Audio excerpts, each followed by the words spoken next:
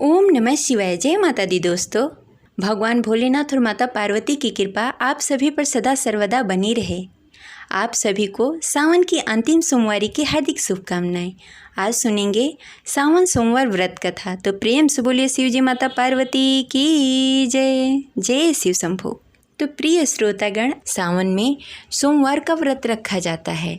माना जाता है कि सोमवार के व्रत रखने तथा व्रत कथा सुनने तथा पढ़ने से भगवान भोलेनाथ अति शीघ्र प्रसन्न होते हैं और अपने भक्तों की हर मुरादों को पूरी करते हैं। तो आइए पूरी श्रद्धा और भक्ति के साथ सुनते हैं सावन सोमवार व्रत कथा। प्रेम से बोलिए गौरी पुत्र गणेश की जय, शिव जी माता पार्वती की जय, हर हर महादेव। कथा शुरू करने से पहले इस वीडियो को लाइक करके कमेंट बॉक्स में हर हर महादेव अवश्य लिखें। प्राचीन समय की बात है, एक नगर में एक बहुत ही धनवान साहूकार रहता था, जिसके घर धन्य धान्य की कोई कमी नहीं थी। परंतु उसको एक दुख था कि उसका कोई पुत्र नहीं था। वह इसी चिंता में रात दिन रहता था।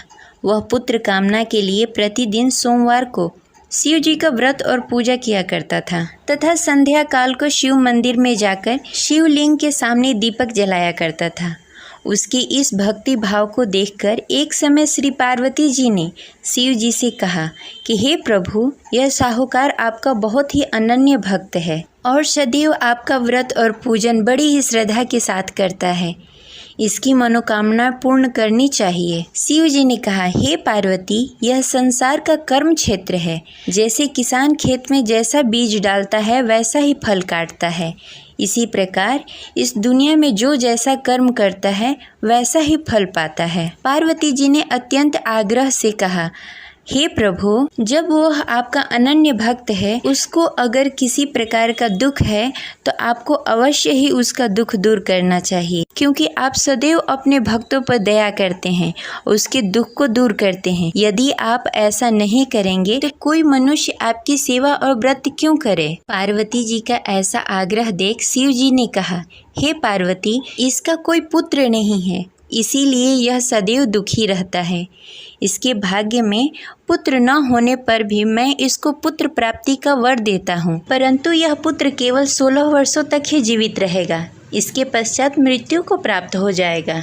इससे अधिक मैं और कुछ नहीं कर सकता। ये सभी बातें साहूकार सुन रहा था। इससे उसको न कोई प्रसन्नता हुई और न ही कोई दुख हुआ। वह पहले जैसा ही शिव जी का व्रत और पूजन करता रहा। कुछ काल व्यतीत होने के पश्चात साहूकार की पत्नी गर्भवती हुई और 10वें महीने उसने पुत्र को जन्म दिया। साहूकार के घर में बहुत ही खुशी मनाई गई, परंतु साहूकार उसके 16 साल की आयु जानकर कुछ अधिक प्रसन्न नहीं हुआ। यह बातें उसके घर वालों को मालूम नहीं था। विद्वान पंडितों ने उसका पुत्र का नाम अमर रखा। जब अमर 12 वर्ष का हुआ तो उसे शिक्षा प्राप्त करने के लिए काशी भेजने का निश्चय हुआ। व्यापारी ने अमर के मामा को बुलाया और कहा कि अमर को शिक्षा प्राप्त करने के लिए काशी छोड़ आओ। अमर अपने मामा के साथ शिक्षा प्राप्त करने के लिए चला गया। रास्ते में जहां अमर और उसके मामा विश्राम करने के लिए ठहरते, वहीं यज्ञ करते और ब्राह्मणों को भोजन कराते। लंबी यात्रा के बाद अमर और उसके मामा एक नगर में पहुंचे। उस नगर में राजा की कन्या के विवाह की खुशी में सभी नगर को सजाया गया था। निश्चित समय पे बारात आ गई, लेकिन वर का पिता अपने बेटे की एक आंख से काने होने के कारण बहुत चिंतित था। उसी इस बात का भय सता रहा था कि राजा को इस बात का पता न चले, कहीं वह विवाह से इनकार न कर दे, इससे उसकी बदनामी होगी। वर के पिता ने अमर को देखा। उसके मस्तिष्क में एक विचार आया। उसने सोचा, क्यों न इस लड़के को दुल्हा बनाकर राजकुमारी से विवाह करा दूं।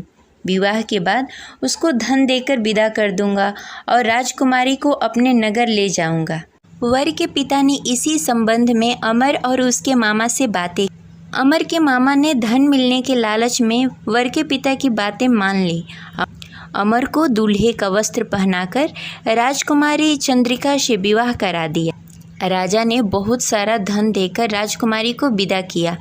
अमर जब लौट रहा था तो सच नहीं छिपा सका और उसने राजकुमारी की ओढ़नी पर लिख दिया, राजकुमारी चंद्रिका, आपका विवाह मेरे साथ हुआ है। मैं काशी शिक्षा प्राप्त करने के लिए जा रहा हूँ। अब तुम्हें जिस नवयुवक की पत्नी बनना पड़ेगा वह कान्हा है। जब राजकुमारी ने अपनी ओढ़नी पर लिखा हुआ पढ़ा तो उसके कान्हे लड़के के साथ जाने से इनकार कर दिया। राजा ने सब बातें जानकर राजकुमारी को महल में रख लिया और उधर अमर अपने मामा के साथ काशी पहुंच गया। अमर ने गुरुकुल में पढ़ना शुरू कर दिया। जब अमर की आयु 16 वर्ष पूरी हो गई, उसने एक यज्ञ किया। यज्ञ की समाप्ति पर ब्राह्मणों को भोजन कराया और सभी को अन्न और वस्त्र दान किए। रात्रि को अमर अपने शयन कक्ष में सोने के लिए चला गया। शिव जी के वरदान के अनुसार शयन अवस्था में अमर के प्राण पखेरु उड़ गए। सूर्योदय पर मामा अमर को मृत देखकर रोने लगे। आसपास के लोग भी एकत्र होकर दुख प्रकट करने लगे। मामा के रोने विलापने का स्वर समीप से गुजरते हुए भगवान शिव और माता पार्वती ने सुन लिया। पार्वती जी ने शिव जी से कहा, मुझे इसके रोने का स्वर सहन नहीं हो रहा है। आप इस व्यक्ति के कष्ट अवश्य दूर करें। भगवान शिव जी ने पार्वती जी के साथ अदृश्य रूप में समीप जाकर अमर को देखा तो पार्वती जी से बोला, हे पार्वती, यह तो वही व्यापारी का पुत्र है। मैंने इसे 16 वर्ष तक की आयु का वरदान दिया था। इसकी आयु पूरी हो गई है। पार्वती जी ने फिर भगवान शिव जी से निवेदन किया, हे प्रभु, आप इस लड़के को जीवित करें, नहीं तो इसके माता पिता पुत्र की मृत्यु के कारण रो रो कर अपने प्राण त्याग देंगे। इसके पिता तो आपके परम भक्त हैं, जो वर्षों से सोमवार का व्रत करते हुए भोग लगा रहा है। पार्वती जी के आग्रह करने पर भगवान शिव ने उस लड़के को जीवित होने का वरदान दिया और कुछ ही पल में वह जीवित होकर उठ गया। शिक्षा प्राप्त करने के बाद अमर अपने मामा के साथ अपने नगर की ओर चल दिया। दोनों चलते चलते उसी नगर पहुँचे जहाँ अमर का विवाह हुआ था। उस नगर में भी अमर ने यज्ञ का आयोजन किया। समीप से गुजरते हुए नगर के राजा ने यज्ञ का आयोजन देखा। राजा ने अमर को तुरंत पहचान लिया। यज्ञ समाप्त होने पर राजा ने अमर और उसके मामा को महल में लेकर गए और कुछ दिनों तक उन्हें महल में ही रखा।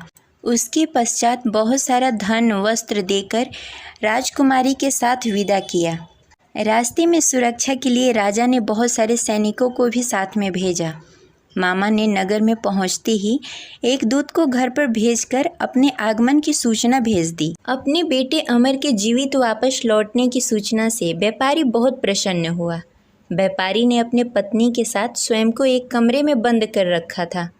भूखे प्यासे रहकर व्यापारी और उसकी पत्नी बेटे की प्रतीक्षा कर रहे थे। उन्होंने प्रतिज्ञा कर रखी थी कि यदि उन्हें अपना बेटा मृत्यु के मुंह से वापस लौटकर नहीं आया तो वो अपने प्राण त्याग देंगे। व्यापारी अपनी पत्नी और मित्रों के साथ नगर के द्वार पर चला गया। उसने अपने बेटे का विवाह का समाचार सुनकर पुत्रवधू राजकुमारी चंद्रिका को देखकर उसकी खुशी का ठिकाना न रहा। उसी रात भगवान शिव ने व्यापारी को स्वप्न में आकर कहा, हे श्रेष्ठ, मैं तेरी सोमवार के व्रत करने और कथा सुनने से बहुत प्रसन्न हूँ। इसी वजह से मैंने तुम्हारे पुत्र की लंबी आयु कर दी है। व्यापारी बहुत प्रसन्न हुआ। सोमवार का व्रत करने से व्यापारी के घर में खुशियाँ लौट आई। शास्त्रों में लिखा है कि जो भी स्त्री या पुरुष सोमवार का विधि विधान से व्रत करते हैं और कथा सुनते हैं, उनकी सभी इच्छाएं पूरी होती है और भगवान भोलेनाथ और माता पार्वती की कृपा सदा सर्वदा उन सभी पर बनी रहती है। तो प्रेम से बोलिए शिव जी माता पार्वती की जय। जय शिव शंभू। आशा करते हैं यह कथा आपको अच्छी लगी होगी, तो इस वीडियो को लाइक करें और ज़्यादा से ज़्यादा लोगों को शेयर करें। मिलते हैं अगले वीडियो, तब तक के लिए हर हर महादेव। जय शिव शंभू।